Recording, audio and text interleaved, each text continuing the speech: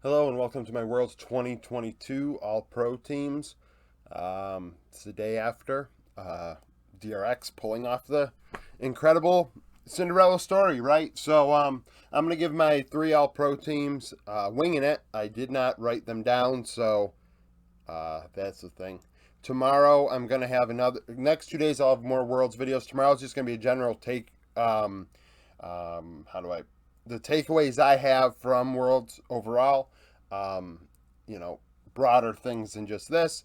And then Tuesday, we're going to have my champion win rates video, and we'll get into the off season after that completely. So, let's get started. We're going to go from the third team to first. We're going to start in the top lane. Um, so top lane, third team is Zeus. So today in the chat, we were discussing a lot of different things in regards to how these players were doing in lane, how they were building, and things of the like. And actually looking closer at it, 369 and Zeus, there was definitely a gap there, which is actually what I'm going to do is I'm going to do it by role because it makes it easier that way. 369 is second team. So we'll just talk about these at the same time in regards to why Zeus is below 369. When push came to shove and they were against each other in the four games they played, Zeus lost lane in both carry matchups, and he did not do well in the tank matchups, and then he didn't do well yesterday against Kingen. Zeus struggled for a while. I could give him a little bit of a little bit of leniency. Sorry, I got to move this mic a bit. I'd give him a bit of leniency, for being sick this past week. Maybe didn't scrim a lot or things of the like. But he's had issues building for a while. A young player, 18 years old, has a lot of development to do going into this event, and even going into yesterday. I said he's the best top laner performing at Worlds, but looking closer at it and taking really a back seat, not going off of really feel, doing a little bit more analysis. Zeus was not that great in the 369. 369 performed very, very well. Where T1 seemed like they were being carried more by the bot side of the Rift and not necessarily the top side, which in the end caused them some problems with the virus picks yesterday. First team is Kingen, and I'm kind of doing this more so for yesterday. I do not really think throughout the whole entire tournament that Kingen is not the best top laner in the world. He was the best top laner yesterday in the world, that's for damn sure. And he stepped it up in this event in a big way. You have to respect that. What he did throughout this tournament was very surprising. Zeka overshadows that. The Def storyline overshadows it. Pioshik stinking it up overshadows it. But the fact of the matter is, Kingen performed outstandingly well. Probably the most improved player at this event, which is going to shock some people because they're going to think, oh, wow, Zeka should be the most improved man. I didn't know who he was. Well, that's because you weren't paying attention. That's why Zeka, you weren't paying attention enough to realize that Zeka was good. Not great, but good. Where Kingen going in this event was considered bad, at least by me, and I feel like by others. He leaves this event as somebody that is seen as not only a world champion, a finals MVP, but under pressure situations, he shows up in a big way. And because of that, he's first team. Jungle. Oh, the jungle. Trying to go through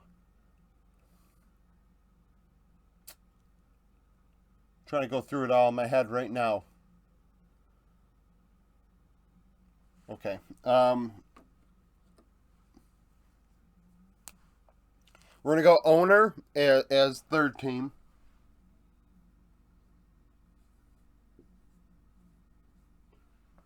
I thought overall owner did a good job. I really don't like the Maokai that they didn't. I mean, I don't like that they really didn't pick Maokai enough at this event. We saw DRX pick it yesterday and succeed with it. And when it wasn't against Silas, it was undefeated at this event. Yeah, so that's a takeaway thing for tomorrow. That may be because I said today, I'm not going to say tomorrow, but the fact of the matter is, where the hell did the Maokai go? And why wasn't it being picked when Silas was not being picked against it? Like, you could have even picked Maokai Silas on red side. I don't know how good that ends up faring for you, but you can always flex Maokai to top lane. It's not as strong, but it was undefeated against anything but Silas. So, owner, Lee Sin game yesterday was cracked. His Lee Sin is cracked. He played a very, very, very good series. And keep in mind, I may overlook some players doing it and winging it, but I like winging my videos. It's more authentic, more genuine, and yeah. So,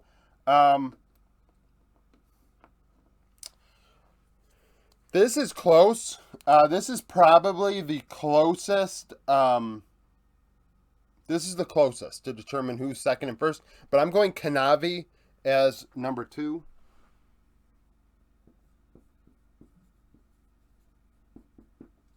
I feel like people are kind of overlooking how great Kanavi was, how impactful he was, especially during groups.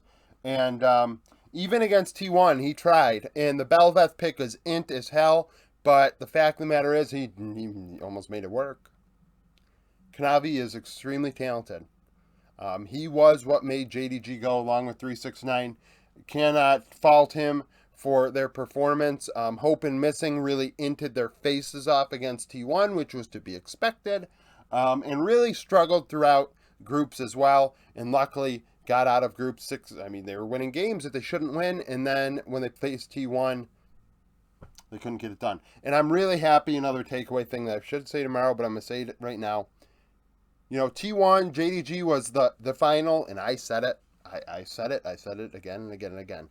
And not only, obviously, DRX won, so it wasn't the final for that reason, but T1 DRX was a much closer series than T1 JDG to begin with. Even if T1 had won 3-2 yesterday, the finals was the best series.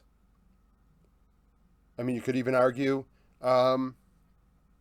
previous DRX series was actually the finals, in that same vein of thought.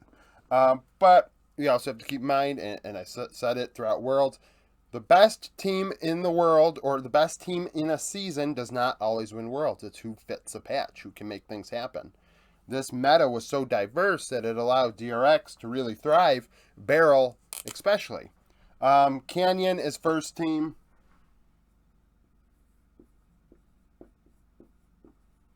So Canyon performed outstanding. His Kane game's obviously sticking out, but his Maokai sucked, but at least he picked it. That I'm not going to forget. The Maokai sucked. But the Kane, pulling that out was outstanding. He played a great tournament and really stepped it up and re-solidified himself as the best top laner in the world. I mean, not top laner, jungler in the world. Between these two, and we got that matchup a couple times, which is good. We got to see it firsthand. It's legit. Canyon is legit. This meta allowed him to really thrive. For mid lane, Knight is my third team. Kind of forgot about him, didn't you? Probably forgot about him. The top esports contingent, losing, I mean, that's a takeaway tomorrow. How close were we? Imagine if we had a redo, a chrono break of that bug or whatever, and, everything else could have been different. And unfortunately, that would have ruined probably, I mean, it is the greatest Worlds result of all time. Most viewership of all time, so I'm happy they didn't replay it, but the fact of the matter is, Knight leaves this tournament as the best KDA. He was the best laner of the major regions. Knight was absolutely, second best laner at 15 minutes, but very, very, very good. His team sucked around him. He was trying to make things happen. At some points, he just couldn't do it. So, Knight, third team, definitely a player that kind of got screwed in this one. Second team, Showmaker.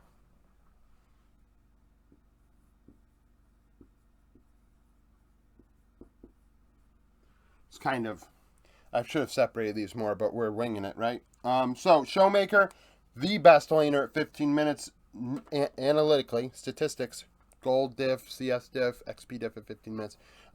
Humanoid, him, and Larson, best at 15 minutes. Humanoid, we'll talk about tomorrow. But Showmaker, outstanding. I say outstanding for everybody here, but Showmaker played a great tournament.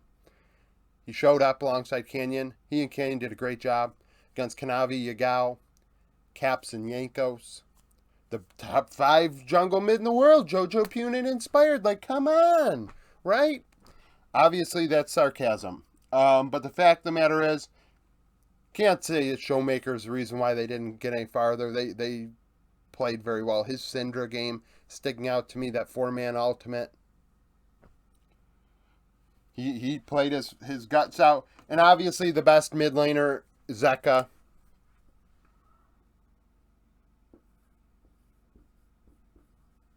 I mean, stepped it up in a big way. We've already talked about it with the King and bit. He played it very, very, very well. From start to finish, you know, there was a couple bumps in the road. I don't like that they banned Rise yesterday. But the fact of the matter is, he performed well. You know, you play with what you got, and his Silas was great. His Akali was great. His Azir was solid. He was a very good player. His Ari was good. He's a great player. He's a free agent. DRX are all free agents. You know, it's funny. Yesterday, Finals MVP is Kingen, right? And that's true. Kingen was. It all comes down to what happened in Game 5. Games 1 through 4 are irrelevant. You take them out. You take them out because you have to, if you are a player, you have to look at it. You only got one game, and it's now. This is it. And one game at a time mentality, and Kingen showed up. But if you take from start to finish, Zeka's the MVP of the tournament, and I don't think that's a bold statement. Most people believe that. Bot lane. Bot lane, bot lane, bot lane.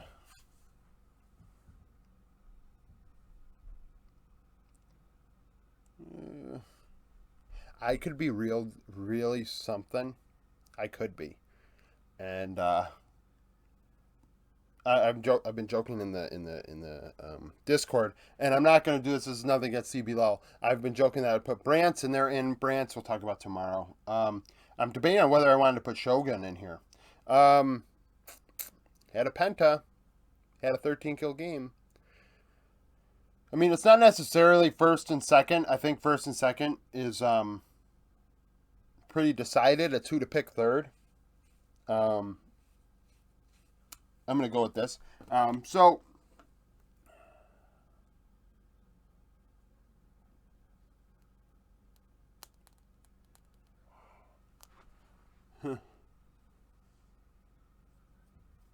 It's not Deft. It's definitely not Deft. I'm sorry, Deft is not going to be on this list.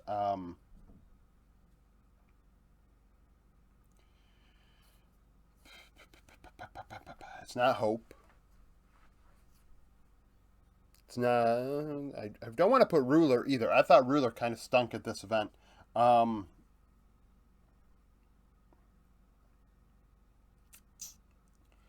going to put Duck Dom.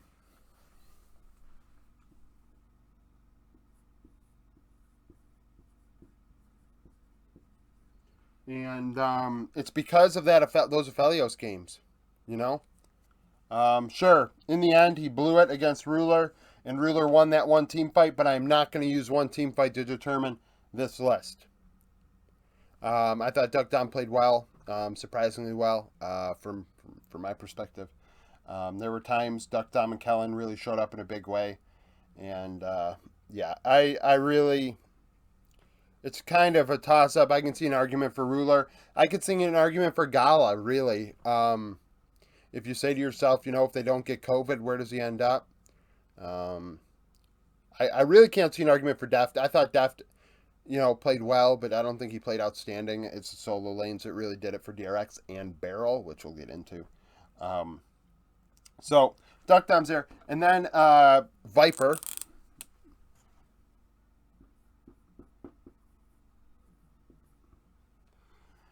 Even while EDG were losing, Viper was still trying to win so damn hard. He played outstanding in their losses. I mean, if there was one player that was really, really trying to drag Scout across the finish line, it was Viper.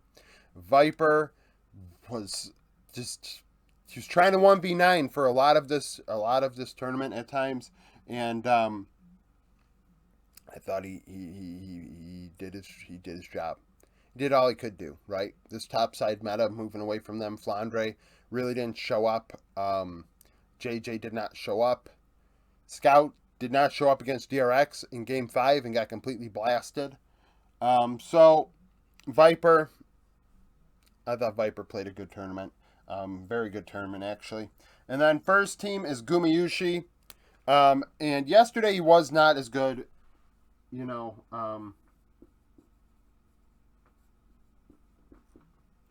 But I thought throughout this event they really ramped it up. Him and Carrier did very, very good things. You cannot take it away from them. And even yesterday, his multiple steals on Varus, like, you can blame Pioshik, but you also have to give Guma credit. Like, he kept them in that series multiple times. Like, Guma played out, like, Guma stepped it up, throughout this tournament. It was a surprise, and it was really nice to see this young team showing up. Guma being a big factor in that. So Guma is first team in the bot lane, which, was going to ruffle some feathers, but that is what it is.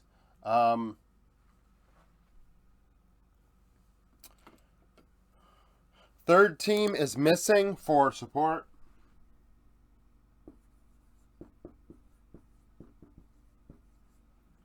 This meta fit him great, and honestly, Hope was the one really, really doing a lot of the inting for JDG. Hope could only do so much, and Missing could only do so much for Hope, and in the end, it is what it is, right? He fit the meta great. He did his job. Coming into this event, he was one of the top-rated supports, and he proved it. We'll see how he does next year. We'll see what happens with the trickle-down effect, which we'll get into over the next month here. But he showed up. He made a name for himself. We had Missing, Mako, Ming, and Mark, the 4 M's from the LPL. Missing's the one that comes out on top. Like I said with Gala, who knows what would have happened with Ming if it hadn't been for COVID. Even Mako with EDG, and EDG is a team getting COVID. Mark, obviously Jackie Love and Mark. Left a lot to be desired. Second team, Carrier.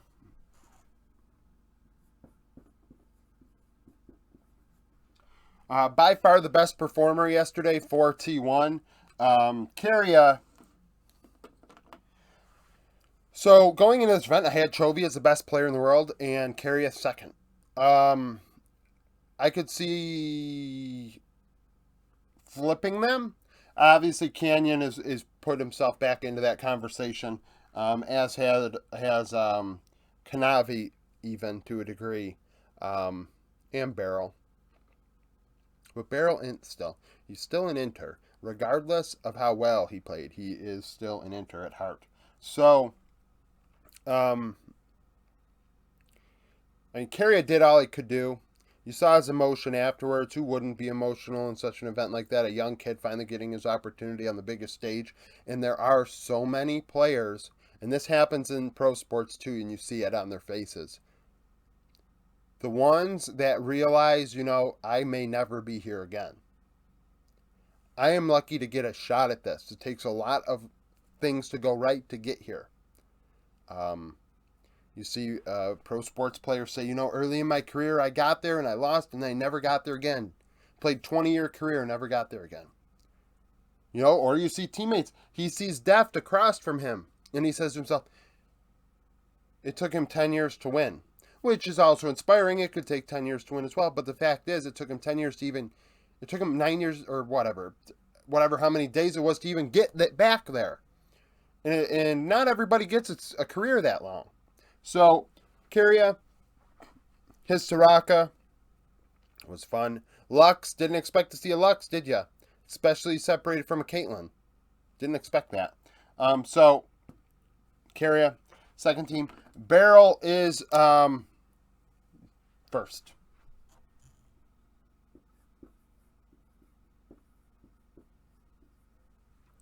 Barrel's got some serious testosterone running through his system. I'll tell you what, to do what he did, and I mean, that's wrong. It's not testosterone, that's wrong. My apologies. He has just serious IDGAF. I can't actually, don't want to get demonetized. He has that DGAF attitude.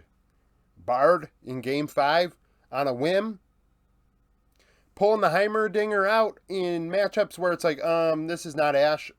I mean, Ezreal was a little sus. Now you're doing it with Sivir and Varus. Would not recommend, but he did it. Barrel played great in Game 5. Played great throughout this tournament. He had some int moments. He had a Heimerdinger game that sticks out to me right now where he died 6 times and they still may have won, I think.